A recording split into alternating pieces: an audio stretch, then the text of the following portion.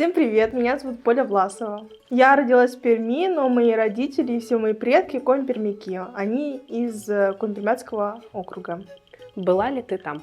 Конечно, я туда езжу каждый год, и не по разу иногда, но сейчас в последнее время, конечно, реже, но я там часто бываю, у меня там несколько деревень, в которые мы заезжаем постоянно. Вот. Какая самая любимая?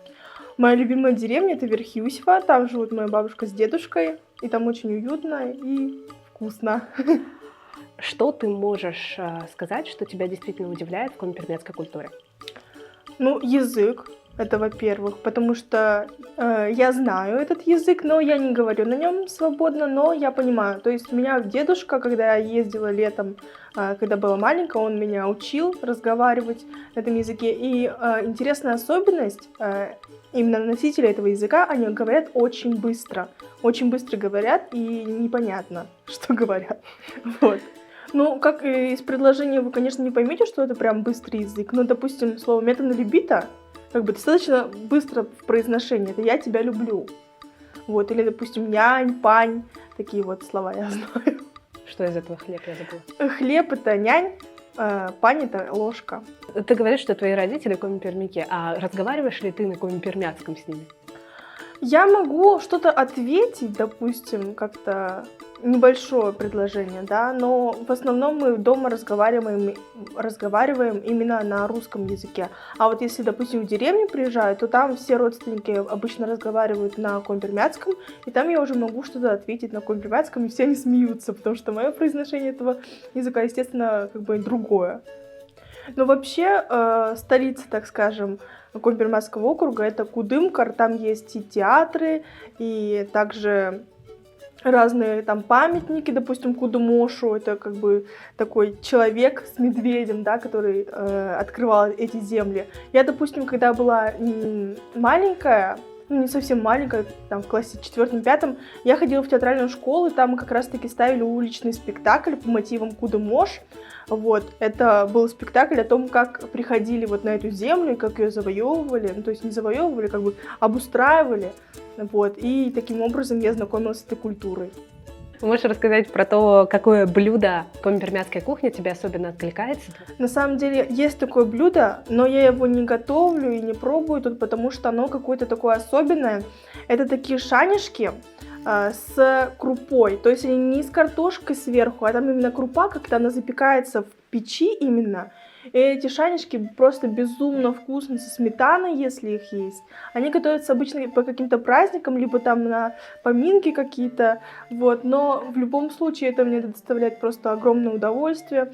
Еще другие блюда, которые вот характерны для нашего региона, так скажем, это пирожки с пистиками.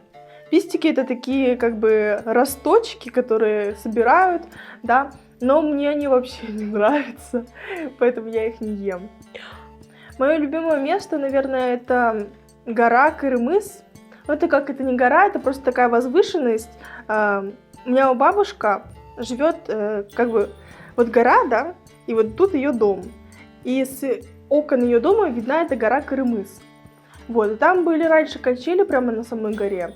И я там любила в детстве качаться, и сейчас, когда туда приезжаю, тоже всегда туда поднимаюсь, смотрю на вид сверху на деревню, и мне это очень заряжает позитивными эмоциями. Ну, вообще, я сейчас учусь на организатора работы с молодежью уже на 3-м курсе, также я работаю в студенческом медиацентре ПГНУ, иногда веду прямые эфиры на радио ПГУ, также очень активно занимаюсь проектной деятельностью, во всех проектах участвую, как руководитель, как администратор, как пиар-менеджер, например, вот в этом проекте. Вот, и мне это очень нравится, и я развиваюсь в этой сфере. Как ты применяешь знания о коми-пермяцкой культуре в своей работе? Ну, мне кажется, что это заложилось как-то с моим воспитанием, вот эта культура того, что я такой открытый человек, и мне очень легко выйти на контакт с другими людьми, я не вижу каких-то преград, каких-то рамок, да, допустим. То есть я могу сразу же подойти, обнять там человека, и это выразилось вот таким образом в моей работе, что это мне помогает лучше ладить с людьми. Но я вообще очень мечтаю найти себя и реализоваться как человек, как личность. Я пока еще только на пути к этому и хочу свозить на море своих родителей, чтобы они вдвоем туда съездили, отдохнули. В чем важность сохранения народов, в чем важность сохранения культурной идентичности и в целом традиций, которые в том числе ты перенимаешь от своих родителей?